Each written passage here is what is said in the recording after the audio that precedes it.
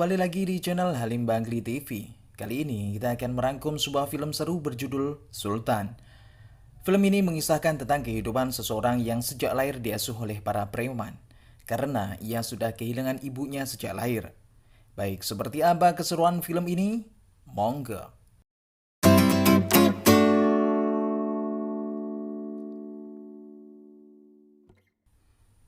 Film ini dimulai tahun 86 di Chennai, India. Seorang bos preman bernama Senopati tinggal bersama ratusan anak buahnya. Kelompok Senopati sangat ditakuti di Chennai. Namun istrinya, Anna Lasmi, yang tengah mengandung anak pertamanya tidak menyukai kekerasan. Dia ingin anaknya menjauhi kekerasan. Suatu malam, rumah Senopati didatangi oleh sekawanan musuhnya yang menyerang kediamannya dengan membakarnya. Saat itu pula, istri Senopati tengah merasakan mulas dan hendak melahirkan. Untungnya Senopati beserta anak buahnya mampu menghajar musuhnya dengan mudah. Bersamaan dengan itu, istrinya pun sudah melahirkan seorang bayi laki-laki. Namun sayangnya, istri Senopati meninggal. Sosok yang suka marah-marah namun penuh kasih sayang keluarga itu kini sudah tiada. Bayi laki-laki itu pun diberi nama Fikra. Namun salah seorang preman senior bernama Mansur menyebutnya dengan Sultan yang berarti raja. Akhirnya Sultan pun tumbuh dan berkembang di lingkungan para preman. Dia diasuh oleh anak buah ayahnya karena ia sudah kehilangan ibunya. Akhirnya Sultan pun menjadi anak emas di kalangan para preman itu. Ia dididik dan diajarkan banyak hal oleh para preman, termasuk menjadi petarung. Namun di balik itu semua, Sultan diminta agar tak menggunakan kekerasan dan menjauhinya.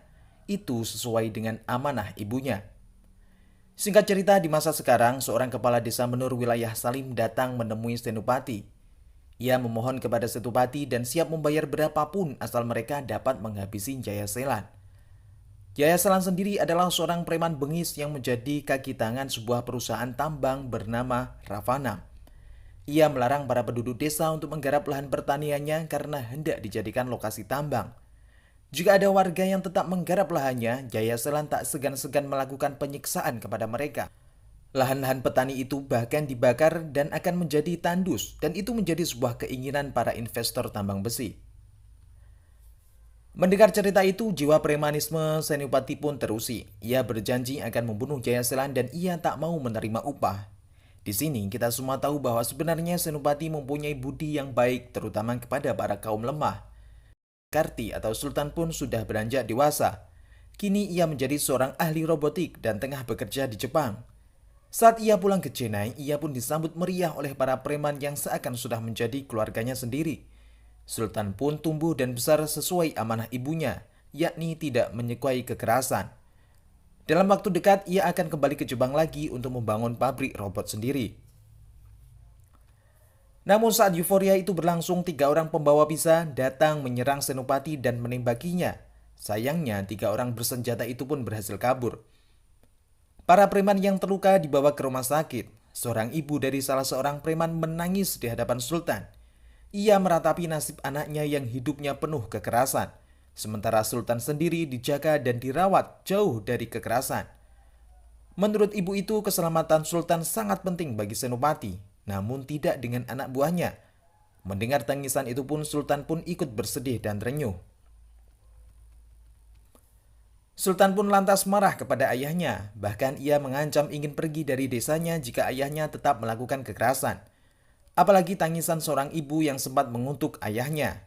Sultan sama sekali tidak betah di rumahnya yang penuh pertumpahan darah. Ia ingin ayahnya yang sudah terkena tembakan itu untuk bertobat dan berhenti melakukan itu. Bahkan para preman harus dipulangkan. Namun ayahnya tidak bisa memenuhi keinginan Sultan. Para preman itu seakan sudah menjadi keluarga dan tidak mungkin menyuruh mereka pergi. Sultan pun akhirnya membulatkan tekadnya untuk pergi dari rumah. Senopati pun tahu isi hati anaknya. Ia pun akhirnya berkata, tak apa Sultan pergi, namun suatu saat harus pulang. Dan bila para preman itu menghadapi masalah, Sultan harus datang dan berdiri di samping mereka. Keesokan harinya, Sultan yang tengah tidur dibangunkan oleh Mansur dengan raut wajah yang bersedih.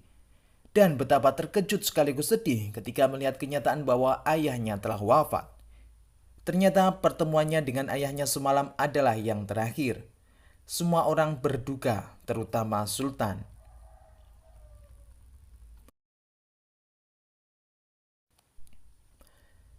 Beberapa hari setelah meninggalnya Senopati, Sultan diberitahu oleh seorang pengacara keluarga Senopati bahwa pelaku penembakan beberapa hari yang lalu adalah seorang polisi. Mereka adalah suruhan dari seorang komisaris baru bernama Manikavel. Bagi komisaris itu, Senopati merupakan target utama. Ia ingin wilayahnya bersih dari premanisme. Bahkan ia ingin seluruh anak buah Senopati harus dibinasakan. Tanpa sepengetahuan para preman yang lain, Sultan pun datang ke kantor polisi dan melakukan lobby. Ia meminta waktu kepada komisaris itu agar Sultan dapat menyadarkan para preman itu menjadi orang baik. Sultan sangat yakin bahwa ia mampu merubah karakter premanisme mereka. Komisaris pun menyetujuinya, namun ia hanya memberikan waktu 6 bulan. Dan jika dalam waktu 6 bulan itu tidak ada perubahan, komisaris itu pun tidak segan-segan menghabisi mereka. Di sisi lain, beberapa hari setelah kematian Senopati, Kepala Desa Menur kembali menghubungi Senopati. Ia bercerita bahwa keberingasan Jayaselan semakin menjadi-jadi. Ia bahkan menyebut jika sebagian pemilik lahan sudah dibunuh oleh Jayaselan. Telepon itu pun diterima oleh Mangsur yang kini menggantikan posisi Senopati. Senopati akhirnya berencana memberangkatkan 20 preman untuk diberangkatkan ke Menur. Namun pendapat itu ditentang oleh sebagian preman, termasuk Sultan yang melarang mereka untuk melakukan kekerasan. Sultan bahkan mengancam jika mereka tetap nekat melakukan kekerasan, Sultan tak segan-segan pergi dari rumah dan meninggalkan mereka. Sultan tidak menyebutkan alasan ia melarang mereka. Di sisi lain, ia sebenarnya sangat menyayang mereka dan tidak ingin meninggalkan mereka. Ia bahkan rela jika harus gagal kembali ke Jepang. Ia tak ingin para preman itu dihabisi oleh polisi. Persoalan lain pun muncul. Mangsur dan beberapa preman yang lain tetap ingin datang membantu Desa Menur. Apalagi itu merupakan janji Setupati sebelum meninggal untuk membantu mereka dengan membunuh Jayaselan. Akhirnya, tanpa sepengetahuan Sultan, mereka tetap ingin membunuh Jayaselan namun secara diam-diam. Namun sayangnya, mereka dihadang oleh Sultan ketika hendak pergi. Mereka yang kebingungan akhirnya membuat alasan bahwa salah seorang dari mereka bernama Otalori hendak ke Desa Menur karena hendak melihat istrinya. Sultan tentu tahu alasan mereka. Ia tak mudah percaya kepada mereka. Akhirnya Sultan menemukan sebuah ide bahwa ia ingin agar para preman itu meninggalkan Chennai agar terhindar dari kepolisian. Akhirnya Sultan justru menyuruh semua preman ikut ke Desa Menur. Setibanya di sana, Mangsur langsung menemui kepala desa Menur dan mengatur strategi pembunuhan Jayaselan agar Sultan tak mengetahuinya. Lalu, anak gadis kepala desa Menur bernama Rukmani diperlihatkan kepada para preman yang hendak melihatnya. Otalori sebenarnya juga sangat terpukau akan kecantikan Rukmani, namun ia jelas menolak Otalori karena sebenarnya itu hanyalah settingan belaka untuk mengelabui Sultan. Sultan yang sempat jatuh cinta kepada Rukmani pada pandangan pertama dan mengetahui bahwa Rukmani menolak Otalori, lantas bahagia sejadi-jadinya. Kini justru Sultan yang menyatakan isi hatinya kepada Rukmani, gadis desa dengan wajah yang aduhai. Bahkan tak tanggung-tanggung, Sultan pun siap untuk menikahinya. Sontak, semua orang pun menjadi kaget. Tanpa sepatah kata, Rukmani langsung menolaknya mentah-mentah. Singkat cerita, Mangsur lantas mengajak Sultan untuk kembali ke Chennai. Namun Sultan tidak mau. Ia beralasan agar tetap tinggal di sini sampai Rukmani menerima cintanya. Sultan pun terus melakukan pendekatan kepada Rukmani, namun ia sangat jual mahal. Ia sama sekali tidak tertarik dengan Sultan, karena selama ini pikiran dan hatinya masih terpaku untuk desa yang dicintainya, yang kini tengah berada di situasi sulit dan mengenaskan. Di sisi lain, sebagian penduduk desa sempat memutuskan untuk pergi ke kota karena tidak kuat menahan kejahatan yang dilakukan oleh Jayaselan. Mereka juga kecewa karena para preman itu ternyata tidak segera membunuh Jayaselan. Di suatu waktu, Rukmani akhirnya membuka suara kepada Sultan. Ia bercerita mengenai desa yang sangat ia cintainya yang dulu makmur dengan pertaniannya. Kini harus menderita karena sudah bertahun-tahun para warga tidak bisa bertani. Ia bahkan sudah bersumpah ingin mengembalikan kejayaan desanya dengan pertanian yang makmur. Dan hasil panen akan ia gunakan untuk pesta pernikahannya. Bahkan ia bersumpah, ia rela menjadi suami bagi siapa saja yang bisa mengembalikan kemakmuran desanya. Ia meminta Sultan agar berhenti mendekatinya. Sultan yang tidak tahu menahu soal Jayaselan pun kebingungan. Beberapa hari kemudian, seseorang dari pemerintahan datang dan mengabarkan bahwa 6 bulan lagi sawah-sawah itu akan dijadikan lokasi penambangan. Jika tidak ingin hal itu terjadi, maka pertanian harus dihidupkan kembali. Sultan pun makin kebingungan melihat rumitnya masalah di desa Menur. Beberapa warga bahkan menyalahkan Sultan yang justru sebagai penghalang karena tidak segera membunuh Jaselan. Suatu hari, Mangsur dan timnya mempunyai momentum untuk melakukan aksi pembunuhan Jaselan di pasar. Namun lagi-lagi Sultan menjadi penghalang. Jaselan hampir saja terbunuh waktu itu, namun Sultan menggagalkannya. Sultan sebenarnya tidak ingin melindungi penjahat, ia hanya ingin agar mereka tidak melakukan kekerasan. Sultan pun marah dan menyuruh mereka untuk kembali ke desa. Di saat itu, Mangsur berusaha menjelaskan kepada Sultan bahwa apa yang mereka lakukan sebenarnya adalah untuk menepati janji ayahnya.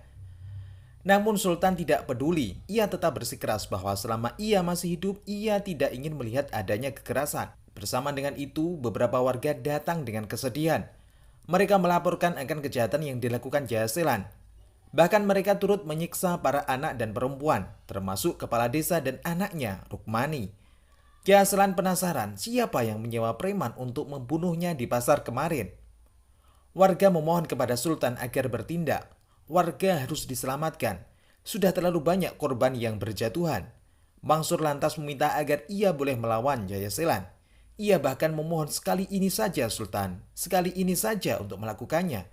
Namun dengan penuh ketegasan ia tetap melarang mereka melakukan kekerasan. Sultan sebenarnya sangat dilema. Bagaimanapun ia sudah berjanji kepada komisaris polisi bahwa para preman yang sudah membesarkannya itu tidak boleh melakukan kekerasan.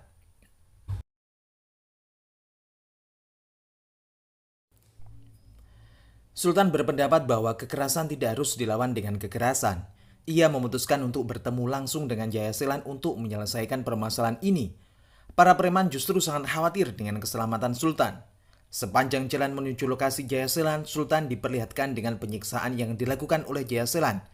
Bahkan di tengah lapang terdapat seorang laki-laki yang tengah dicambuk dan dipaksa untuk mengaku dan memberitahu siapakah preman yang hendak membunuhnya. Jayaselan tak memperdulikan kedatangan Sultan. Sultan sebenarnya ingin mengajak Jayaselan berdialog agar dapat diselesaikan dengan baik. Situasi saat ini sungguh menyedihkan. Jayaselan justru menyuruh Sultan pergi. Ketika hendak melangkah pergi, Mangsur beserta anaknya datang. Mereka sangat geram dengan kebiadaban Jayaselan dan mereka ingin membunuh Jayaselan. Sontak, sebelum mereka berlari menyerang Jayaselan, Sultan yang tak ingin mereka terlibat kekerasan, akhirnya harus turun tangan juga. Ia siap melayani Jayaselan dengan satu tangan. Mangsur dan anak buahnya diminta mundur. Sultan ingin mengajar mereka sendirian.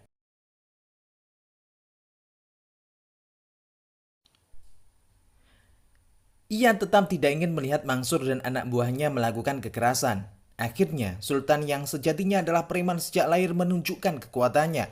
Sultan dengan mudah membantai Jayaselan beserta anak buahnya hingga terkapar. Kejadian ini sungguh membuat warga termasuk Mangsur terheran-heran. Sultan yang sejak kecil tidak menyukai kekerasan, namun ketika nuraninya terusik, ia pun akhirnya memunculkan jiwa barbarnya. Semua orang bangga dan senang melihat Sultan, tak terkecuali Rukmani dan ayahnya. Sultan bak seorang dewa penyelamat bagi mereka. Semua warga lantas merayakan kemenangan itu dengan penuh kegembiraan.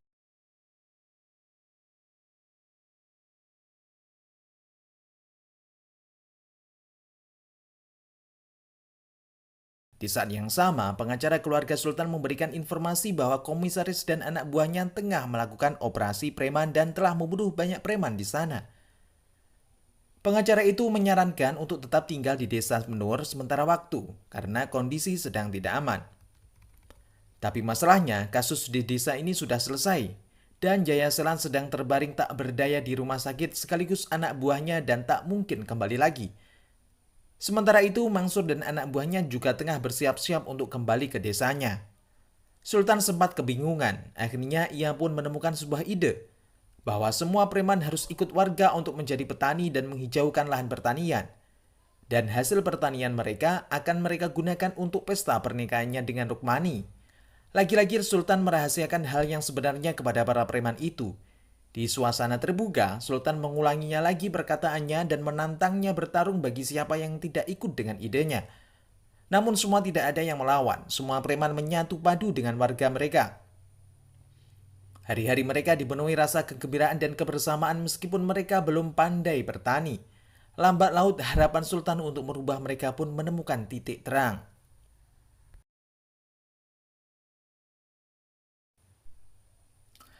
Di sisi lain, Jayaselan yang tengah terbaring dijenguk oleh Ravanam yang merupakan bosnya. Ia lantas pergi menuju desa Menur dan ingin mengajak Sultan bekerja sama dalam urusan tambang. Namun Sultan menolaknya. Penolakan Sultan itu pun membuat pengusaha itu marah dan berencana membunuh Sultan. Akhirnya, di suatu malam penjahat yang disewa oleh pengusaha itu pun datang. Di antara puluhan preman yang sedang tertidur, Sultan dibidik dan hendak dibunuh. Namun Sultan adalah raja.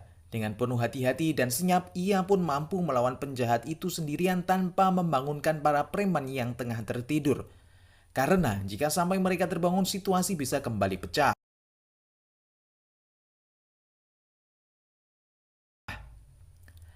Di suatu hari, salah seorang preman bernama Michael tengah menghajar seorang laki-laki. Sultan yang melihat itu pun memarahinya dan mengusirnya.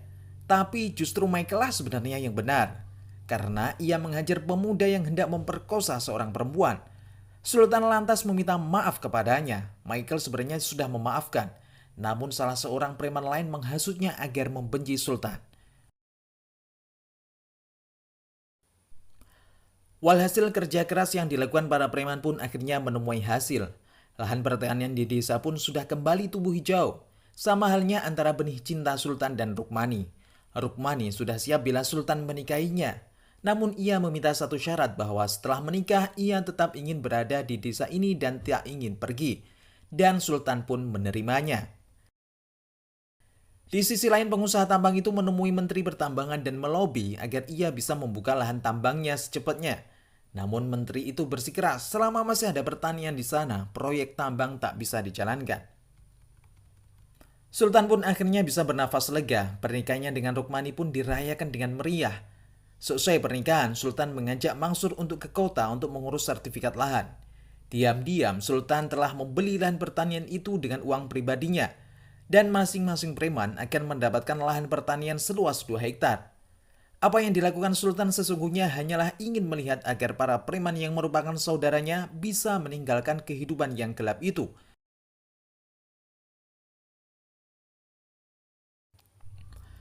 Di tengah jalan menaiki angkutan, Sultan diserang oleh penjahat dan hendak menusuknya.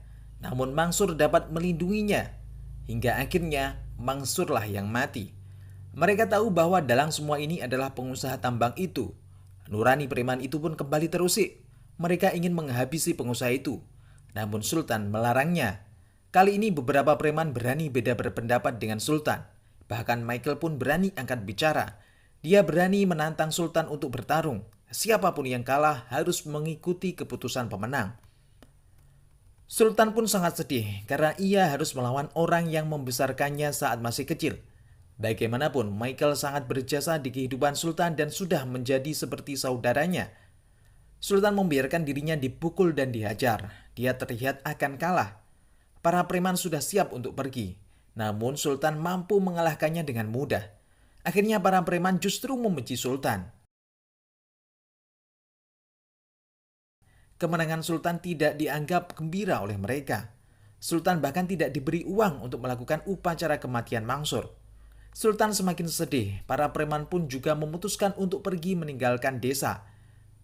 Hati Sultan pun semakin rapuh. Rukmani berusaha menghibur Sultan. Namun kesedihan Sultan yang memuncak tidak bisa dihilangkan lagi. Niat baik Sultan yang ingin membuat preman itu berubah justru membuat semuanya luluh lantah. Mengetahui kondisi desa Menur yang tidak lagi kuat, Jayaselan yang kini sudah sembuh pun melancarkan serangannya. Melihat kondisi yang tak lagi aman, warga desa pun menyuruh Sultan untuk pergi saja.